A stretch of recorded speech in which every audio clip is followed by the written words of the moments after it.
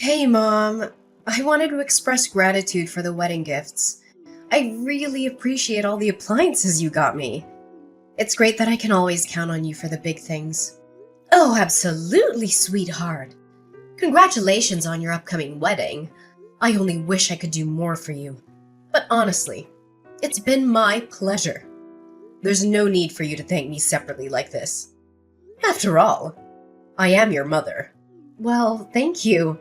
But, you're not technically my biological mom. Wait, what? What do you mean, dear? Oh, come on. No need to play coy. You're not my biological mother. But I wanted you to know that I'm so grateful for everything you've done for me. Wait. Hold on a second. What are you trying to say here, Eleanor? Did you actually think I didn't know? You thought I believed you were my birth mother all these years? What on earth are you talking about? I am your mother, Eleanor. Seriously, no need to play innocent. Just because you've raised me for 28 years doesn't mean you're biologically related to me. It's not like feeding me, dressing me, teaching me things over the past 3 decades made my genes suddenly yours. It's not like all the care and love you've given me somehow changed me to be your own daughter. Hold up, Eleanor. What's going on? Why are you saying this? Don't try to act clueless. Stop saying what? It makes you sound stupid. Raising me and pretending to be my biological mother all this time? It's not fair to my real mother, you know. Can you even imagine how she must have felt after losing her baby to someone else? Eleanor, I am genuinely confused. Where is all of this coming from? What have you heard? I can't believe you're spewing out these awful, hurtful things at me. Are you even thinking about what you're saying? Hurtful? Seriously? What about you essentially taking someone else's baby? You don't get to accuse me of being hurtful. Eleanor Barnes! Oh, so you're the hurtful one now. What about you stealing a newborn from a real mother? If it weren't for you, my real mom could have married Daddy. And the three of us could have been a real, true family. If it weren't for you, I would never have had to grow up with a fake mom. My poor birth mother had to go on living her life with her heart broken into a million pieces. And I ended up living this humiliating pretend life, all because of you. Eleanor, you're completely misinformed. I didn't steal you as a baby. You're suggesting something illegal and horrible. Your birth mother actually handed you over to me, willingly. She said she wasn't going to raise a child as a single mother. She made a deal that she would disappear from your life as long as I raised you. Then, your poor birth mother even demanded money in exchange for you. Like I asked to take you away from her. I offered, of course, but who does that? It was like she was selling you to me. Giving her some money was the least you could do after that. She gave you her baby, for God's sake. Have you been sore about the donation all these years? Have you been keeping a score or something? That's really trashy. And you wouldn't even have taken me so eagerly if you weren't barren yourself, would you? So don't give me any of that, oh, I raised you with my heart crap, because you didn't do it for me. You did it for yourself. And you did it to satisfy your own selfish greed of being a mom and a wife. To fulfill your ideal of a perfect family. You probably pretended your butt off so you could appeal how perfect a mom and wife you are to Daddy. Sweetheart, I never once thought of you as anything other than my own daughter. I cherished you as a precious gift. I spent the past 28 years being thankful and showing that through raising you. I'm so proud of the woman you've become. I understand that the wedding planning can be stressful, but let's not let it get between us. Huh. Always riding that high horse, Paisley, huh? Just take a moment to step down and try to understand how my real mother must have felt. Step out of that fake, cheerful facade of being my mom and see the reality the rest of us have experienced. Do you even have an ounce of decency? I'm not your daughter anymore. I won't play along with your charades or any other fake roles you want me to take on. So save yourself the trouble and don't bother showing up at my wedding or sending emails. Just stay out of my life. I'm cutting ties with you. I'm moving forward into a new chapter and I'd prefer if you weren't part of it. Got it? Eleanor, how long have you known that I'm not your biological mother? And who told you? Well, now you're asking. Daddy spilled the beans about 3 years ago.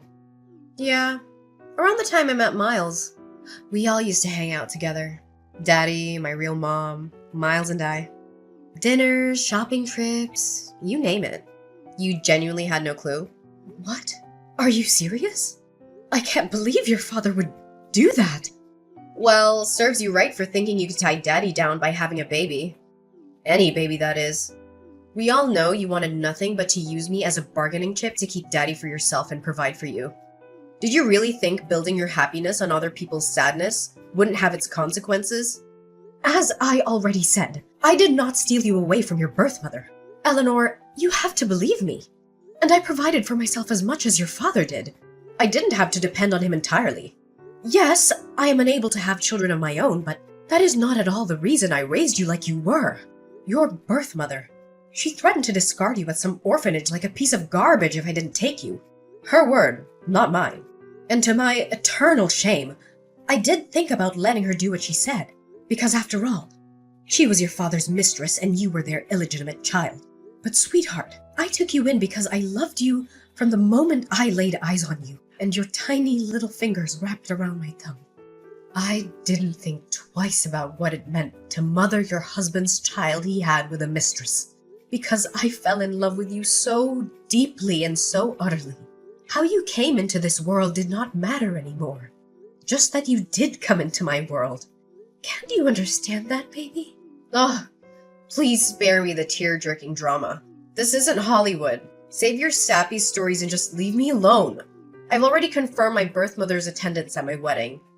As my real mom, of course. And Daddy should be sending over divorce papers soon. Divorce? What? Ugh, why are you being so slow? Daddy told me he has never forgotten about my birth mother. His true love. He couldn't leave you because you were so adamant about giving me a proper childhood with loving parents and all that crap. But now that I'm a grown adult who can take care of herself, he's finally opening his eyes to the possibilities, I guess. To go after his own happiness. See, if it weren't for you, the three of us could have lived happily as a real family. You tore us apart. You shattered our future together. And you've had your share of fun. It's time to set things right, Paisley. So leave us be. And if it turns out it's your turn to spend the rest of your life in sadness and regret, then deal with it. My mom surely did for long enough. All right, if this is what you truly want, I'll leave you to be with your real parents. Mind you, I'll have to cancel the $30,000 charge on my credit card for the things I ordered off your registry. And I'll have you and your daddy's belongings packed up into suitcases or something and leave them by the door. Come get them and go on off to wherever it is that you want to go off to. Whoa, wait, what? Cancel this stuff for my registry? Why would you do that? Those are for my wedding. Why would you cancel gifts from a registry, Mom? Mom? I thought you didn't want me to be your mom, let alone think of me as one. If I could, I would get a refund on everything I spent in the past 28 years raising you. But since I can't do that, I'm only canceling the gifts that I mistakenly purchased for a wedding I'm apparently not even invited to anymore. Oh, your honeymoon was reserved with my credit card too, wasn't it? And your wedding venue.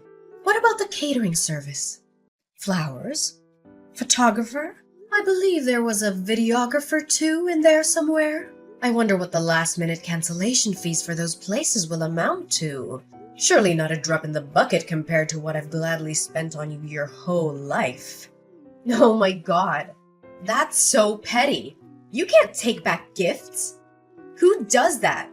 You got me those things because you wanted to, didn't you? There are no take-backs.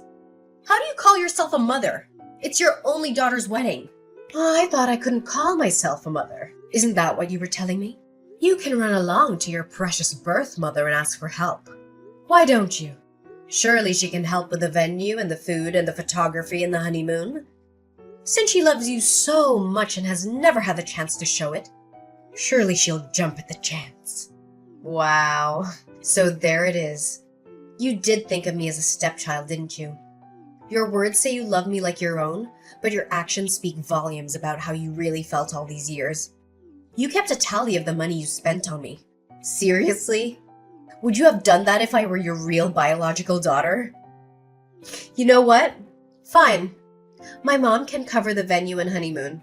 Miles probably has some money saved up too. We don't need your help. All we need from you now is to sign those divorce papers. You got it. The sooner, the better.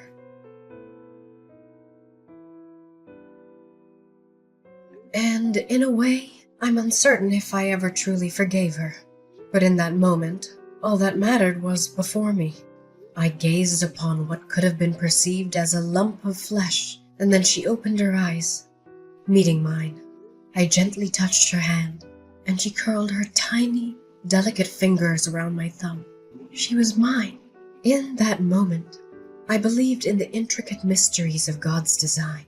This perfect child had been delivered to me as if by divine intervention. She was a gift, and in turn, I was designed to be her mother. The saying, blood is thicker than water, held some truth, but what truly resonated was that love could defy all odds. Eleanor brought a joy I had never dared to dream of before. The first time she called me Mama, the moment she took her initial steps, her genuine delight in the meals I prepared. Those instances were all emblematic of a kind of love that transcended boundaries. Her small hand in mine as we walked together, the handmade artwork she gifted me on Mother's Day. She had been gradually filling the void within my heart, until it was overflowing with a love I never thought possible. I could have never foreseen that one day she would utter those hurtful, devastating words she hurled at me today. My husband's confession to his ongoing affair with Shelley's birth mother shattered the foundation of our 33-year marriage. Our life together unraveled in the blink of an eye as we walked out of the courtroom with our marriage officially dissolved. Once back home, I hastily gathered their belongings, tossing them into any available box, and left them outside my door. The sight of my now half-empty home was a stark reminder of the abrupt changes that had befallen me. As I tried to process the shock of it all, a text message notification illuminated my phone screen. A message from my now ex-husband.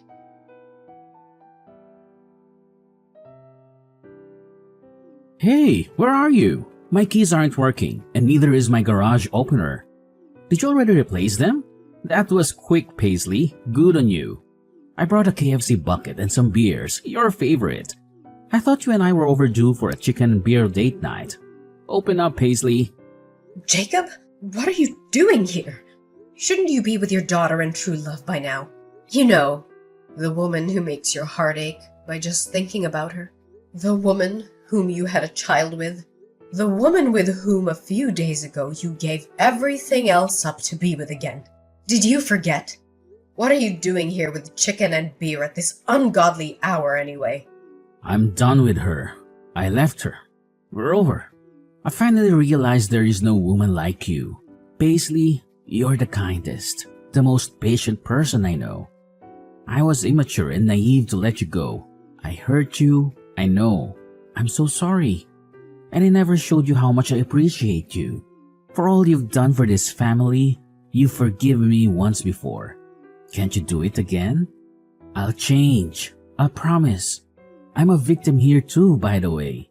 That witch was so full of it. She didn't want me. She never wanted me. She was just using me this whole time so she could tag along when I take Eleanor out to eat or go shopping so that she herself could get what she wanted. I may have bought her a handbag or two, but that's it, I swear.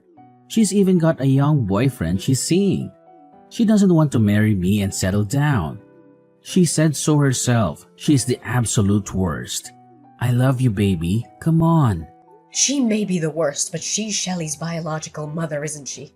Surely she wants her baby back in her life and wants to build some kind of belated relationship with her. I heard she was attending the wedding, and everything as mother of the bride. The optics aren't bad right now, Jacob. The optics? Yes, but it's not that simple, Paisley. She was only going to attend the wedding so she could sift through the wedding gifts and see what she could claim for herself. You know, she demanded to be paid to come to her daughter's wedding. I had to wire her $10,000 2 weeks ago. She made me cut all ties with you, abandoning everything I owned with you, like my house and my clothes. Then she left me high and dry. Eleanor and I went to see her after the wedding with all our suitcases, and she shut the door in our faces. We didn't even get to see inside of her house, Paisley. Can you believe that? What mother does that to her own daughter? Me? I understand. But her daughter? Are you going to sit and take this for our Eleanor? She's heartbroken right now. Oh, say something, Paisley. Eleanor made it abundantly clear that I am not her mother, nor does she consider me her mother. In one single conversation, she took away all my hard work and dedication as her mother and basically erased me from her world. I realize now that trying to hold on to her was like holding onto a fistful of sand. No matter how tight or hard I try to keep all the sand in my hand, it'll find its way out between my fingers. But you were happy being her mom, weren't you? You loved her with all of your heart. You still love her. I know you do. Even if Eleanor in her youth erases 28 years of her life with you, surely you can't. I did have some great times with Eleanor, I sure did. She was my everything, but the accusations she hurled at me, they were cruel, Jacob. That side of her didn't come from my nurturing. It's her nature. It's the nature of your mistress. I can't get past that. At least not just yet, Jacob. Maybe a real biological mother could have easily forgiven her daughter for something like this. So I guess I'm no better than what Eleanor thought of me. Because in the end, I'm not her real mother. Mom, it's me, Eleanor. I'm so sorry. Mommy, can you please forgive me? I don't know what got into me. If you let us back in, I will never think or talk about my real mom ever again. I'll be the best daughter to you. The kind of daughter you deserve to have. I promise. Please, Mom. We have nowhere else to go, Mom. Daddy and I will come inside and beg us if you want to. Please let us in and you can help me with my wedding plans again. Remember how fun that was? Let's go to the mall together. Just you and me. Like old times. We can stop at the food court and get some cheese fries like we used to. I miss your meatloaf, Mom. I miss your awesome meatloaf with real breadcrumbs. Will you teach me how to make it? I want to pass it down to my kids too. It'll be an heirloom recipe. If I learned anything from this whole ordeal, it is that I wasn't as big a person as I thought I could be. I cannot find it in me to forgive you two for what you've done. I guess I am nothing but an evil stepmother, like you said.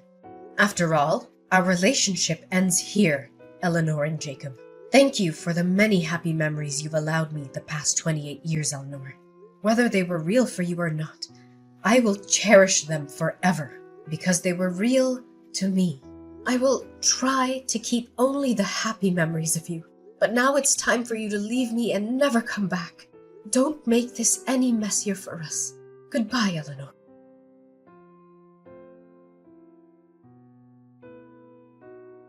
The echoes of their persistent knocking and frantic kicks reverberated through the silence, a desperate symphony of anger and rejection.